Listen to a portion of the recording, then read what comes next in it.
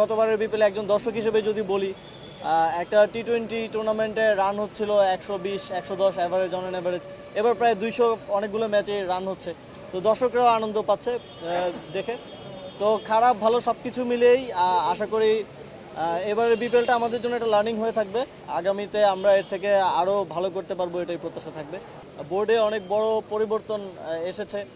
নতুন এসে এত কম সময়ের মধ্যে একটা বিপিএল আয়োজন করাটাও একটা কষ্টসাধ্য ব্যাপার, এবং এর বাইরেও আমার মনে হয় যে অনেক কিছুর ক্ষেত্রে সামঞ্জস্য সমন্বয় ঠিকমতো হয়নি, এবং সেক্ষেত্রেও আমাদের একটা সত্যানুসন্ধান কমিটি করা হয়েছে এনএসসি থেকে।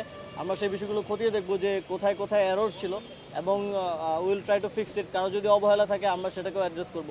শূন্যপদগুলো পূরণের কিছু প্রসেস আছে। আপনারা জানেন যে যেই 12 জন ডিরেক্টর থেকে আসেন, এনএসসি থেকে আসেন, আমাদের সারা দেশের ক্রীড়া সংস্থাগুলো ভেঙে দেওয়া হয়েছে। ফলে সেগুলো পুনর্গঠনের মাধ্যমেই ডিস্ট্রিক্ট ডিভিশনাল যে ক্রীড়া সংস্থা পুনর্গঠনের পরে সেখান থেকে ডিরেক্টররা আসবেন। এবং ইলেকশনের যে ব্যাপারটা, ইলেকশন তো একটা নির্দিষ্ট ডিউ টাইম আছে, মেবি অগস্টে আবার ইলেকশনের সময় আসতেছে, তো ডিউ টাইমেই ইলেকশন হবে আশা করা যায়।